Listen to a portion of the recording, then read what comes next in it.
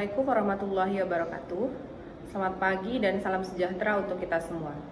Perkenalkan, saya Diana Yusuf, salah satu dosen dari program studi S1 Sistem Informasi, Fakultas Teknik dan Desain, Institut Teknologi dan Bisnis Ahmad Dahlan Jakarta.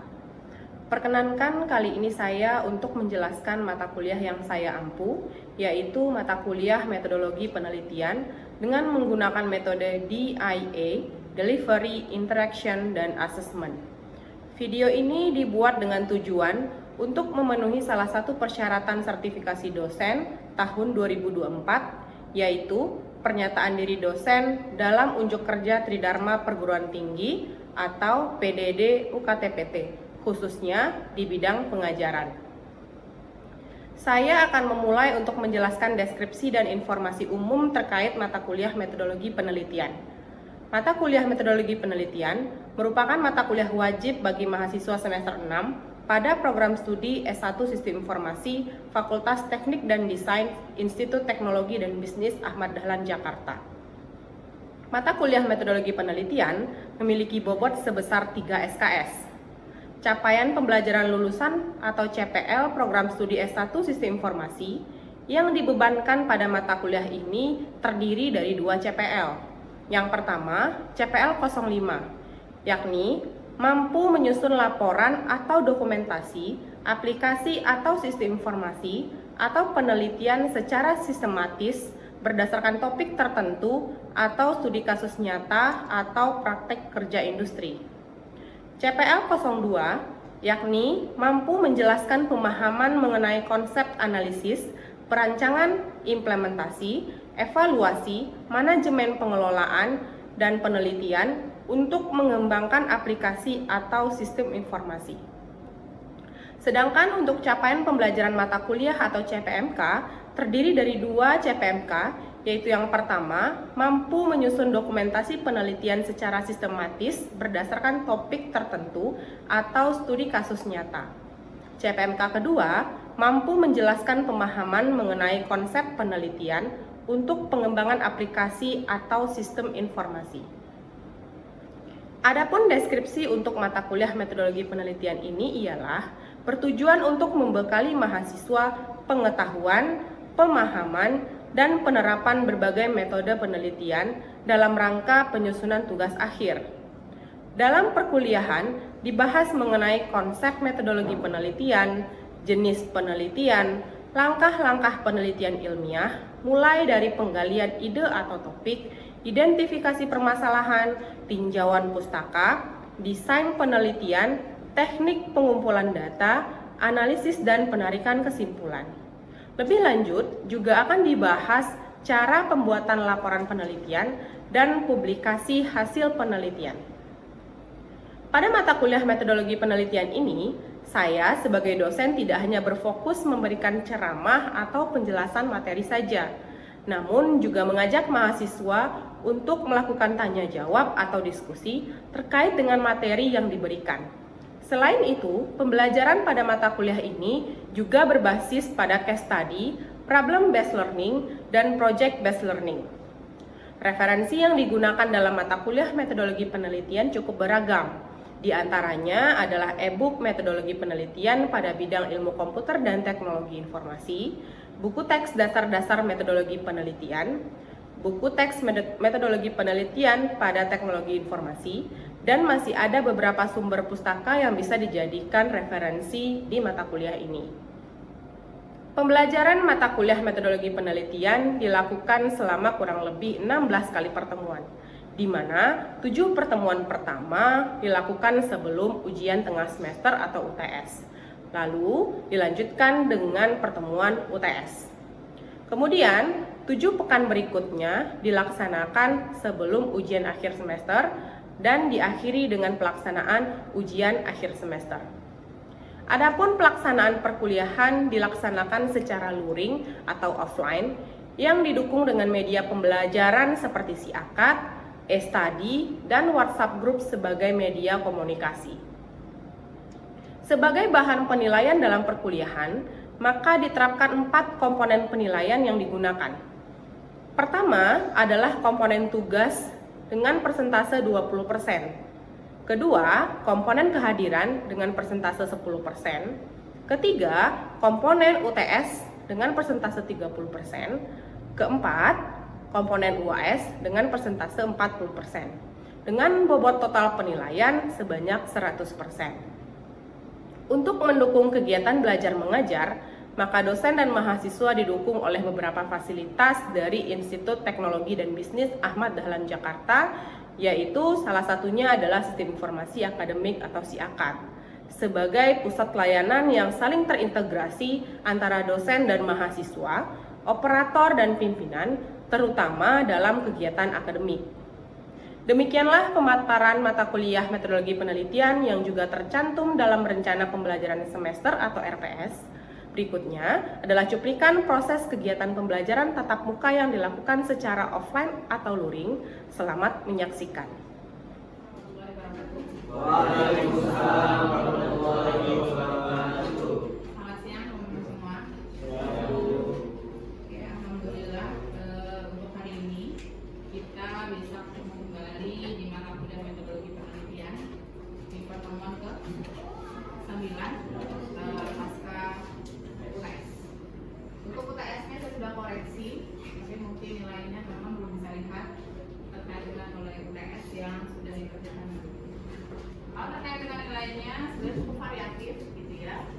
Ada yang kita sudah ada UAS yang sifatnya tertulis, jadi nanti UAS-nya adalah berupa proposal penelitian. Jadi mohon betul-betul untuk dipahami betul materi yang akan disampaikan. Oke, untuk materi hari ini kita akan membahas terlebih dahulu terkait dengan desain penelitian. Nanti setelah materi desain penelitian ini selesai kita bahas, kita akan lanjut lagi ke tugas yang berikutnya. Baik, dengan nanti saya bentuk tugasnya kelompok. Nanti saya akan tentukan kelompoknya. Nanti teman-teman akan di mix yang B akan digabung. Lalu nanti saya akan memberikan kasus akar pada teman-teman sampai membahas mulai dengan desain penelitian. Oke, kita mulai dengan desain penelitian itu sendiri. Nah, desain penelitian ini sebenarnya adalah salah satu tahap yang krusial di dalam penelitian. Kalau teman-teman sudah pernah baca atau lihat laporan skripsi, ya, laporan tesis, ada yang namanya metodologi penelitian, sama persis dengan nama mata kuliah kita. Nah, metode penelitian itu adalah bagian dari desain penelitian itu sendiri. Kadang-kala desain penelitian itu disebut dengan metode penelitian. Nah, kita perlu ketahui terlebih dahulu.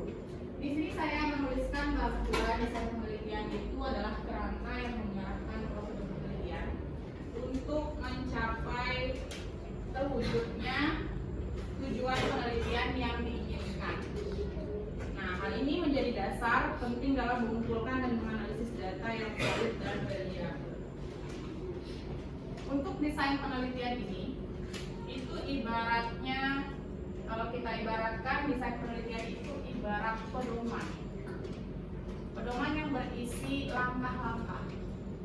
Jadi desain penelitian itu bisa kita asumsikan atau kita ilustrasikan dia sebagai langkah-langkah yang akan kita lakukan dalam sebuah penelitian. Mulai dari langkah pengumpulan datanya, pengolahan datanya, analisis data, sampai dengan bagaimana nanti kita akan menyajikan hasil penelitian tersebut. Nah, ini akan erat sekali hubungannya dengan skripsi yang akan teman-teman lakukan nanti di semester belakang. Karena ini tahapan yang cukup penting, yaitu desain penelitian. Teman-teman harus jelas terlebih dahulu tujuan penelitiannya apa. Terlihat di definisi ini disampaikan adalah tujuannya untuk mencapai tujuan penelitian yang teman-teman inginkan. Jadi bukan tujuan penelitian yang saya inginkan, tapi teman-teman punya judul penelitian, lalu apa tujuan penelitiannya? Itu yang paling penting. Jadi pilihlah sebuah desain penelitian yang memang akan mendukung terwujudnya tujuan penelitian. Kemudian yang berikutnya berkaitan dengan tujuan dari desain penelitian itu sendiri. Ada 3, saya coba gambarkan ada 3 terkait dengan tujuan dari desain penelitian. Yang pertama adalah menetapkan arah. desain penelitian mata kali terkait dengan nanti tugas-tugas karena depannya sampai dengan UAS yang diambil untuk tercapainya tujuan penelitian. Ibarat tadi yang sudah digambarkan di awal bahwa tujuan desain penelitian ini untuk menjadi pedoman dalam melakukan penelitian. Kemudian yang kedua, meminimalisir terjadinya bias. Desain yang baik dapat membantu kita sebagai peneliti untuk meminimalisir bias dan menghasilkan data yang objektif. Nah, bias di sini ada yang tahu apa yang dimaksud dengan bias? Bias dalam penelitian itu apa sih? Ada yang tahu? Kesalahan-kesalahan atau faktor-faktor yang menyebabkan mungkin biasanya kalau berkaitan dengan data itu ada yang namanya bias data. Apakah datanya itu typo, apakah datanya itu sama gitu ya. Nah, itu disebut dengan bias. Jadi faktor-faktor yang mempengaruhi tidak sesuainya penelitian kita. Oke, kemudian yang ketiga adalah meningkatkan validitas. Ketika kita bisa memilih desain penelitian yang tepat, itu akan dapat meningkatkan validitas internal dan eksternal dari penelitian yang akan kita lakukan. Nah, seperti yang di awal saya sampaikan, bahwa desain penelitian sangat penting untuk keberhasilan dari penelitian itu. Penelitian harus memilih desain penelitian yang mengcover tujuan penelitiannya, jenis data yang ingin dikumpulkan, dan sumber daya yang tersedia. Oke, kita coba lihat ada beberapa tipe dari desain penelitian. Nanti untuk mata kuliah metodologi penelitian dengan saya akan kerucutkan mana saja desain penelitian yang teman-teman gunakan ketika skripsi nanti. Jadi secara garis besar, kalau kita lihat secara umum,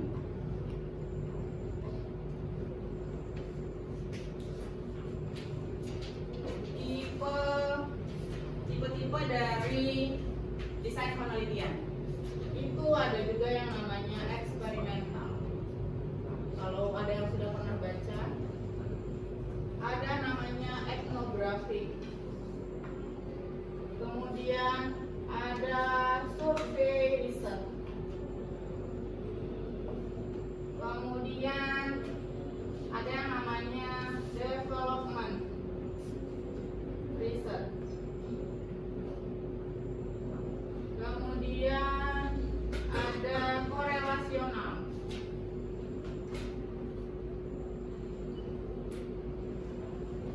kemudian lagi ada case study, dan beberapa jenis atau beberapa tipe desain penelitian yang lainnya. Namun yang paling sering digunakan, ini bukan berarti yang lain tidak digunakan, tapi di dalam ilmu komputer, di dalam teknologi informasi, yang paling sering digunakan adalah development research, survey research, dan eksperimental. Jadi ada tiga yang paling umum dipakai. Yang pertama development, yang kedua eksperimental, dan yang ketiga survei. Tapi apakah yang lain tidak dipakai? Ada juga yang menggunakan. Tapi yang paling banyak dan paling umum. Mungkin rata-rata ketika teman-teman nanti skripsi gitu ya, nanti teman-teman akan diarahkan oleh pembimbingnya terkait dengan tipe-tipe desain penelitian tersebut. Namun ada juga yang mengkombinasikan antara misalnya development dengan survei atau development dengan eksperimental, juga ada yang seperti itu. Jadi jangan bingung. Ada juga mahasiswa yang bingung ketika saya bikin e-commerce bu, misalnya judul umum lah ya, judul yang paling umum diajukan itu e-commerce. Saya bikin e-commerce, lalu ditanya saya tipe atau desain penelitiannya pakai apa?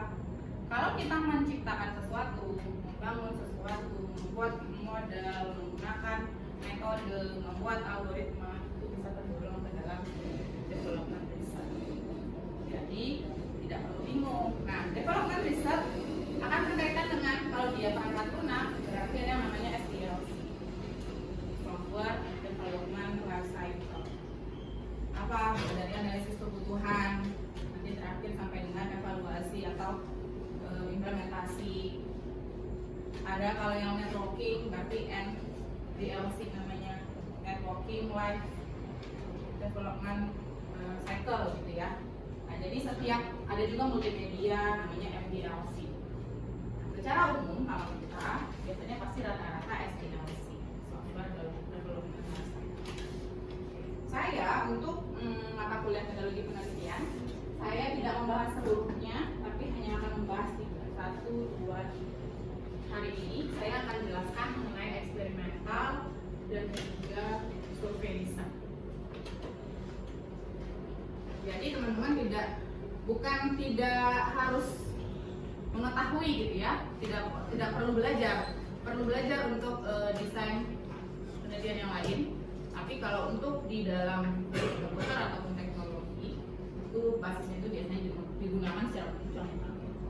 Jadi saya mau mengerucutkan pembahasan kita hanya berkaitan dengan di bidang kita saja. Jadi kalau untuk korelasional, etnografi, case study itu kebanyakan dipakai di bisnis dan sosial. Bahkan survei itu juga tidak terlalu banyak dipakai di dalam ilmu komputer. Tapi ya banyak yang mengatakan literatur itu cukup dikategorikan sering. Oke, yang berikutnya adalah berkaitan dengan tipe pertama. Ini dari type of research design. Saya bahas yang pertama adalah experimental research atau desain penelitian eksperimental.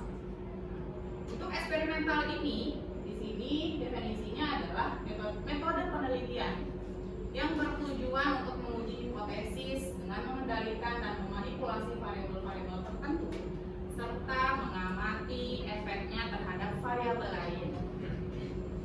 Ini adalah satu-satunya metode yang dapat memberikan hasil kausalitas yang kuat. Kausalitas ada yang tahu?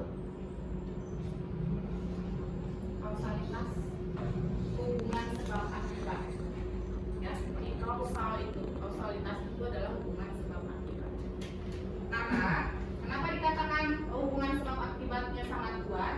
Karena peneliti dapat mengontrol variabel-variabel eksternal yang mungkin akan mempengaruhi hasil penelitian tersebut. Nah, lebih sederhananya bisa seperti ini. Riset eksperimental itu adalah jenis penelitian di mana peneliti dapat mengidentifikasi dan menentukan hubungan sebab akibat dan antara variabel-variabel yang ingin diteliti. Di dalam eksperimental ada yang disebut dengan variabel independen dan ada yang disebut dengan variabel dependen. Contohnya, misal untuk eksperimental ini contoh paling sederhana. Misalnya saya punya 2 petak sawah. Sawah 1, sawah 2. Misalnya anggaplah dia bersisian, dia bersebelahan. Sawah 1 ini saya kasih dia pupuk. Sawah 2 saya tidak kasih dia pupuk. Nah, ini model eksperimental. Jadi yang satu kita manipulasi, yang satu tidak kita manipulasi. Dependennya siapa? Dependennya berarti kita mau lihat hasil dari panen dari 2 petak sawah ini. Variabel independennya berarti ada sawah 1 dan sawah 2. Yang kita manipulasi adalah sawah 1. Kenapa dikatakan manipulasi? Karena teman-teman tambahkan pupuk. Sedangkan di sawah kedua teman-teman nggak tambahkan pupuk seperti biasa saja. Lalu siapa variabel dependennya? Variabel dependennya berarti adalah apa yang mau diukur? Oh, hasil panennya. Nah, berarti itu variabel dependen. Jadi ilustrasinya itu seperti ini. 2 petak sawah, sawah 1 dan sawah 2. Atau misalnya ini, misalnya di PBAD, di Fakultas Teknik pakai e-learning, LMS. Di Fakultas FEB dia nggak pakai e-learning. Itu juga contoh dari eksperimental. Berarti kita mau bereksperimen di satu kelompok, kita eksperimen kita gunakan e-learning, di kelompok lain tidak kita pakai. Yang mau kita ukur apa? Bagaimana tingkat pemahaman mahasiswa terkait dengan penggunaan LMS dengan yang tidak menggunakan. Nah, itu namanya eksperimen. Nah, eksperimen ini ada beberapa kelemahan juga dan ada beberapa kelebihan juga. Oke, mari kita lihat terkait dengan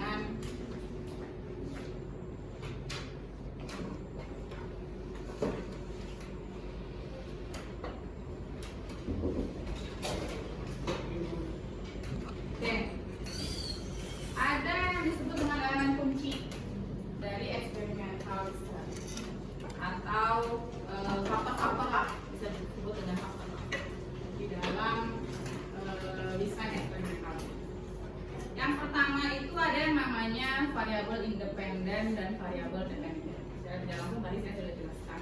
Ya. Untuk variabel independen adalah variabel yang bisa dimanipulasi. Tadi, misalnya ada sawah 1, sawah 2, sawah 1 dikasih pupuk, sawah 2 dikasih pupuk. Jadi yang dimanipulasi adalah si independen namanya. Kemudian untuk variabel dependen adalah variabel yang akan kita ukur. Yang ini kita lihat nih efek samping dari manipulasi tadi. Itu disebut dengan variabel dependen. Ya, misalnya untuk sawah tadi kita mau melihat bagaimana dampak dari pemberian pupuk, gitu ya. Hasil panen dari 2 petak sawah, yang mana yang satu diberikan pupuk, yang satu tidak diberikan pupuk. Berarti hasil panennya itu disebut dengan variabel dependen.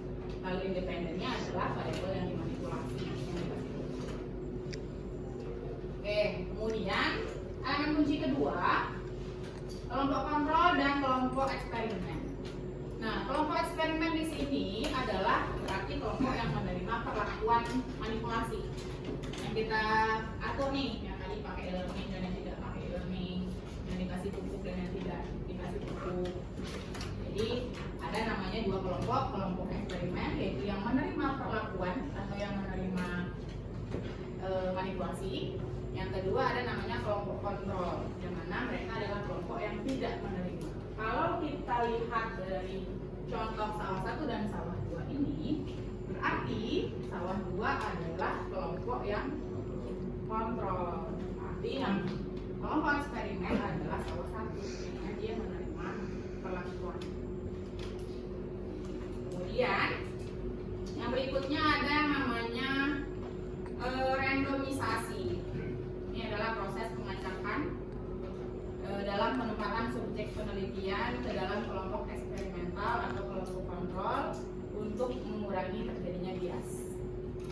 Kemudian ada yang berikutnya, elemen berikutnya ada yang namanya kontrol variabel. Kontrol variabel ini adalah proses menjaga agar semua variabel selain variabel independen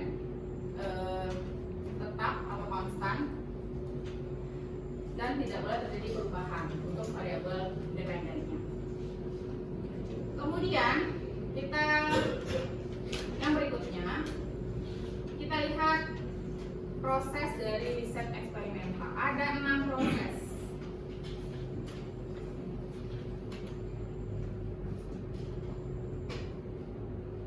Yang pertama ada proses hipotesis, yang kedua ada desain eksperimen, yang ketiga pelaksanaan eksperimen, yang keempat pengumpulan data, yang kelima analisis data, dan yang keenam kesimpulan.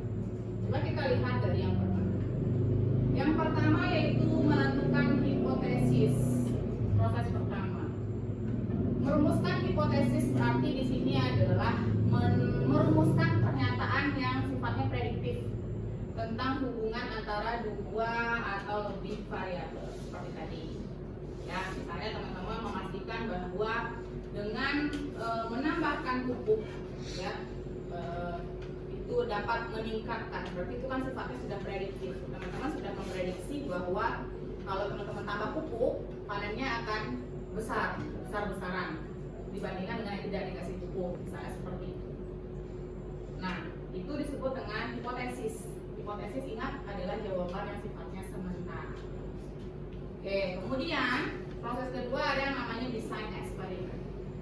Desain eksperimen ini menentukan bagaimana penelitian akan dilakukan, termasuk bagaimana variabel independen akan dimanipulasi dan bagaimana variabel dependen akan dimanipulasi.